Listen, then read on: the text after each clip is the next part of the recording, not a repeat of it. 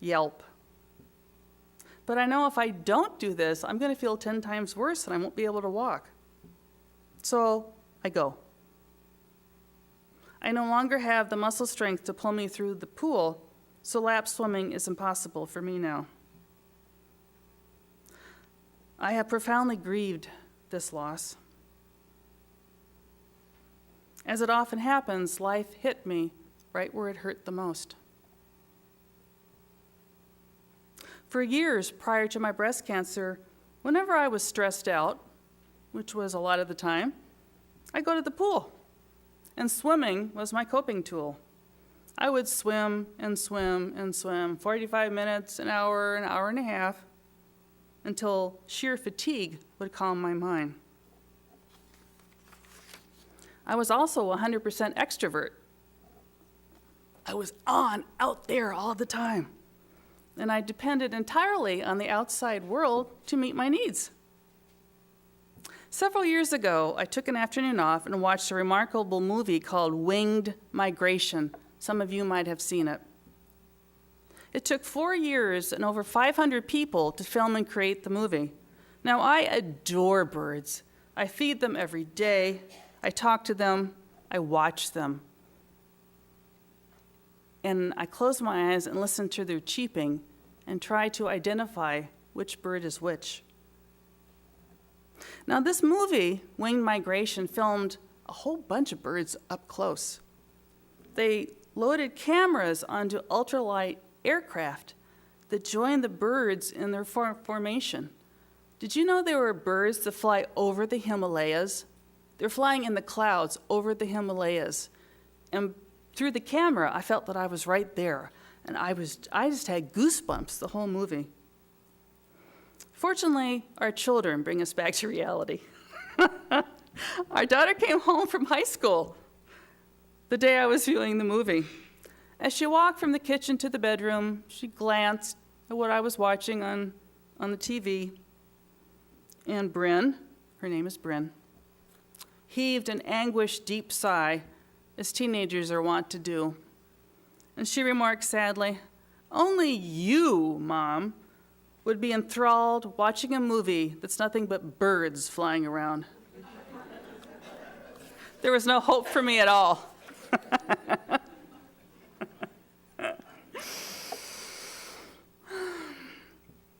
Some of the scenes from the movie were difficult to watch.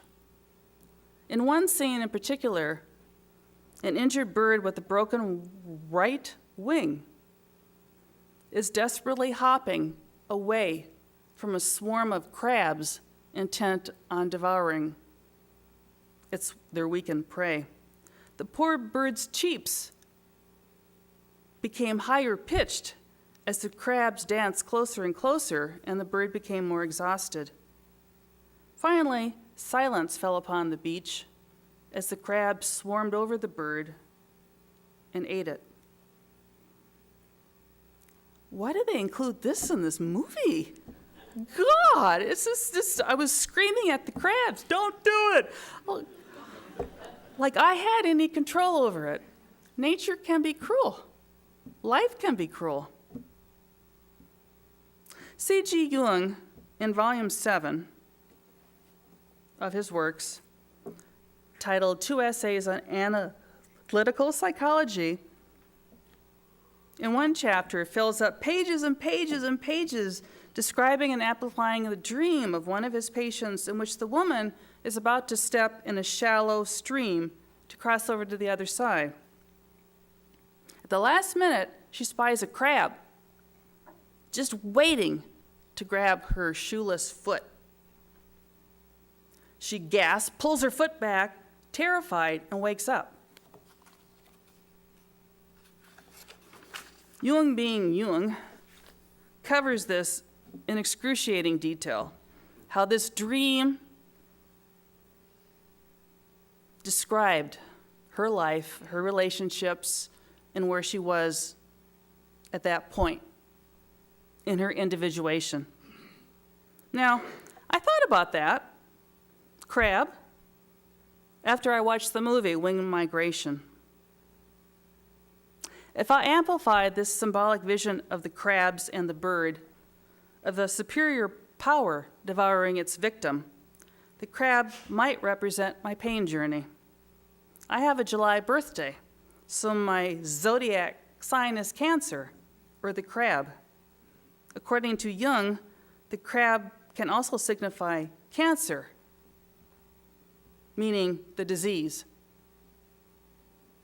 To subject this vision to a Jungian-inclined interpretation, the crab perhaps represents the potent, primitive, transpersonal contents of the unconscious, which enveloped and digested me and my psyche. Now, there are several myths, including the biblical story of Jonah and the whale, in which the state of ingestion symbolizes a holding place. Being eaten and swallowed alive, sliding into the belly of the monster, represents the supreme loss of control, a deconstruction of the ego in its submission to the unconscious. It is part of the hero's journey to which Joseph Campbell often referred. As I look back on my journey so far, it's pretty clear to me that my self-worth was under attack by my chronic pain. The unconscious digested what remained of my personal psyche during a 4-week chronic pain rehab program at a well-known Midwestern health center. This pain program was the last shot to save me. Everything else had been tried, and my will to live was slowly trickling down the drain. In fact, one of my fellow patients, who was a Vietnam War vet involved in secret covert missions into Laos and Cambodia, remarked to me one day, "The boot camp I went through pales in comparison to this stuff."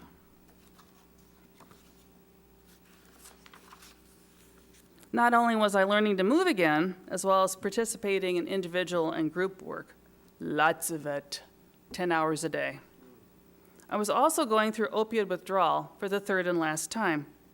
For those of you who might not know, withdrawal symptoms going off OxyContin and Oxy-IR are truly horrifying.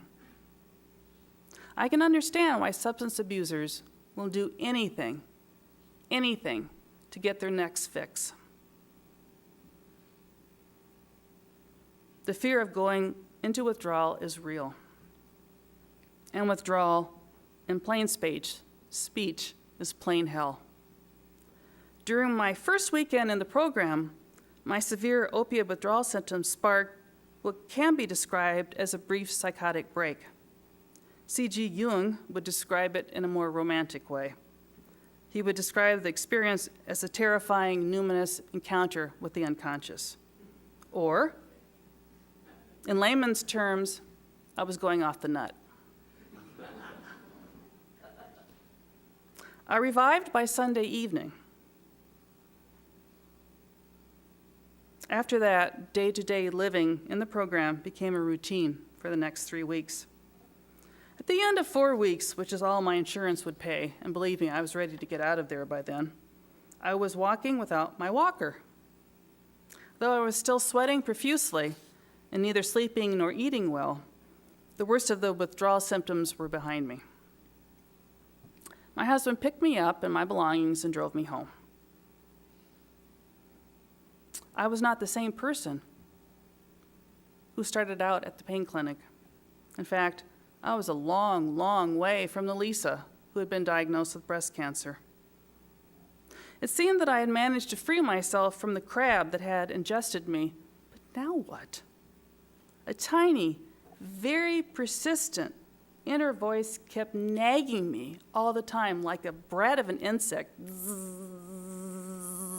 I could never shut it up. Okay, now, what you're going to do is you're going to become a Jungian psychotherapist. No, I tried to shut up this voice. No, you don't understand. I'm too old. I don't know anything about this. I won't be any good. Are you crazy? What will people think?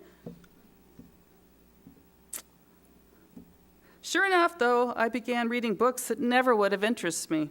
about mythology, healing, and Jungian psychology. Eventually, I got to the point where I was reading full-strength Jung himself.